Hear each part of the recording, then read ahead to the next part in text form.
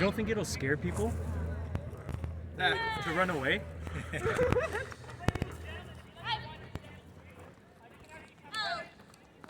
They have to stay.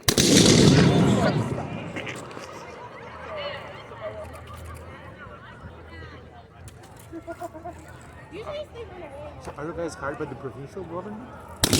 No, we work for an organization called the Halifax Citadel Society. So we're a non-profit that's contracted by Parks Canada to do living history here.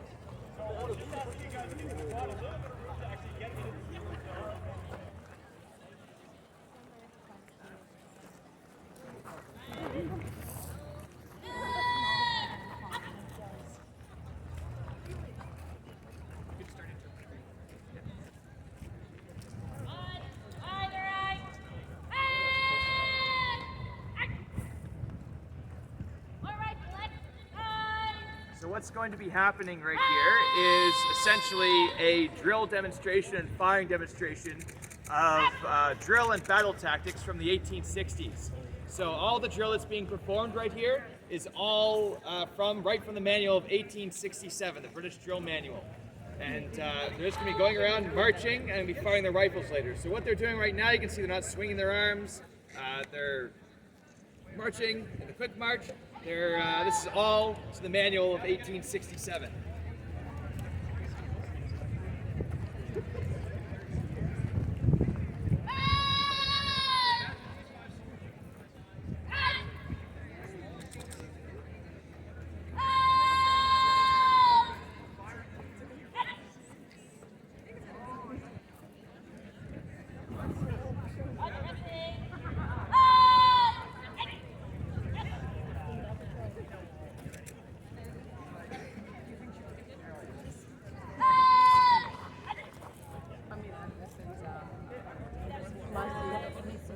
So what's happening right now is they're going into what's called Platoon Exercise. So this is the different modes of firing that they would be doing on the battlefield. So right now, they're loading their rifles. The rifles they're using are called the Snyder Enfield. So this is a standard issue rifle in the British Army from 1866 to 1871. And it's the first standard issue breech loading rifle in the British Army.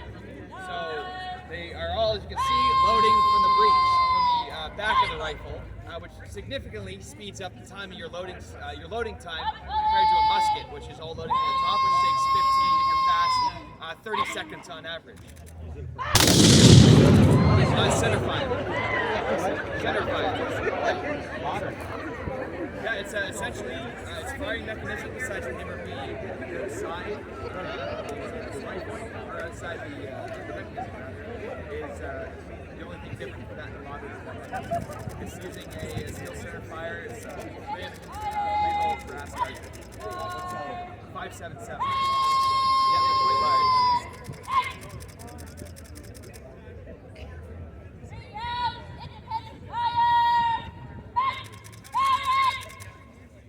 So right now, there was independent fire. So this is how to fire the battlefield to independently fire the rifle.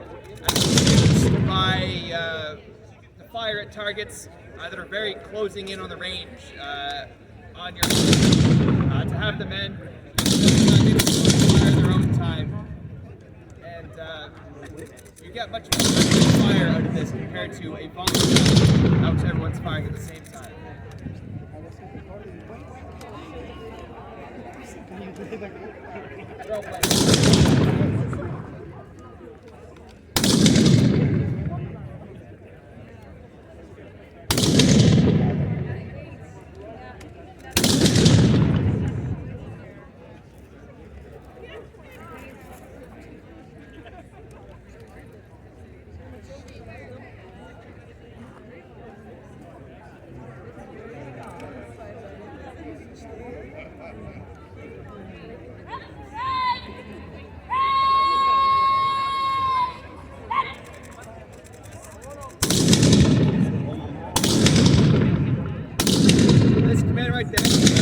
From the right. So what this is it's an example of what's called firing by platoon or firing by company. So right now, it doesn't look like it's too much different from the independent fire, but imagining having 500, 700 guys firing at once, you'd have a group of 60 of them fire, then another group of 60 of them fire, going down the line from the right. So by the time it gets to that other end of the line, the first part of the line that fired is reloaded and ready to continue firing again. So it's a constant volleys going down the line. Right there, that was a volley. So that's firing everyone at the same time, firing a wall of lead down at the enemy, which is extremely demoralizing if it lands on target to the enemy. Because with these weapons, if you think of, when a lot of people see these uniforms, they think of muskets, so stuff that's only accurate to about 100 to 150 yards. But these Snyder Enfields here are rifled, so they're sighted to 950 yards.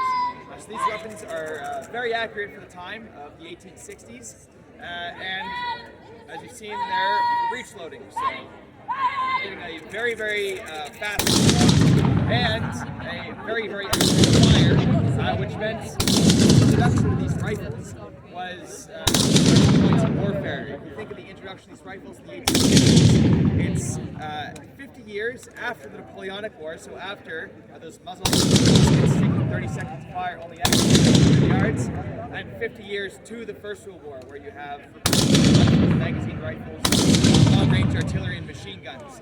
So with the introduction of the rifle, these tactics and fire start being introduced. It's just that hinge that's starting to just move from having all the soldiers just constantly fire at the same time over and over again at each other 150 yards away or so, and moving, 10 years later, 18 years, red doublets, these red jackets are gone. And later the greens in the 20th century. So this rifle, it's a very, very significant turning point in the history of warfare with this weapon. These were in service from 1866 to 1871.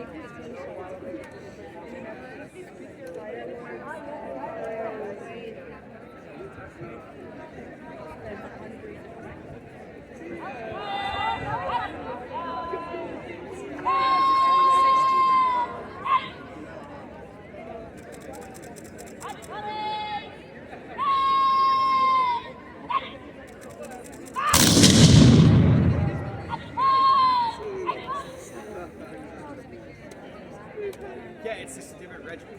So there was no, in the British Army, there's no army. It's all different.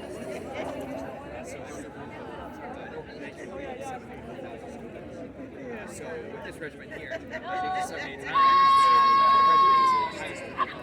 so they're wearing kilts. They have the only real standard thing in most regiments is red jacket. With myself, I remember saying non-infantry. So this is the Royal Artillery. So being royal, they're wearing the royal color, which is beige. So I'm wearing a uniform.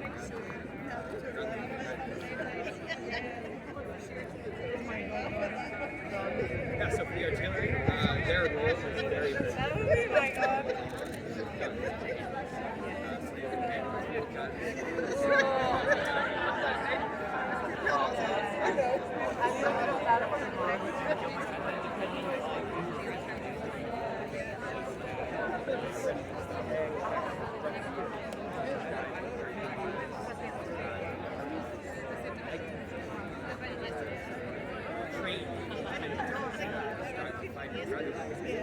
Lights firing in space depth. regiment's rifles in it.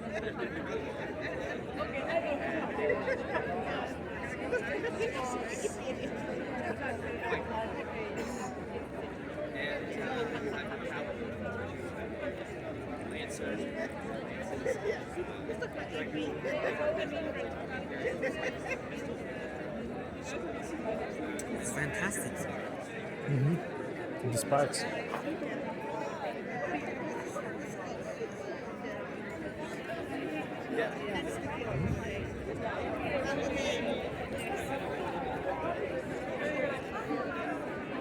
No, so we work for an organization called Halifax Citadel. So we're a non-profit that's contracted by Parks and so Parks and site.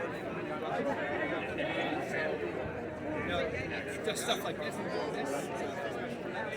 But during the daytime, like the guards in front, firing the noon gun every day. Generally just doing this throughout the day.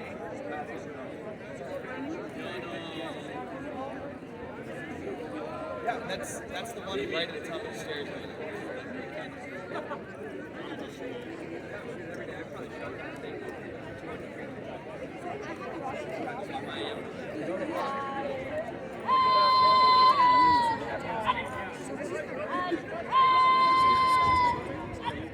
No, there wouldn't be. It's special to but no, pretty much all.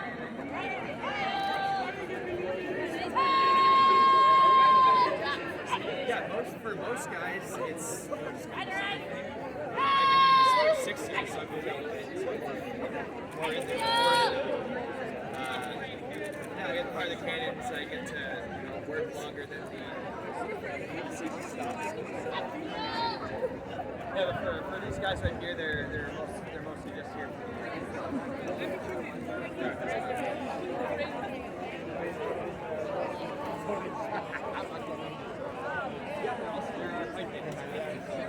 Yeah, what we try to do is portray narrative.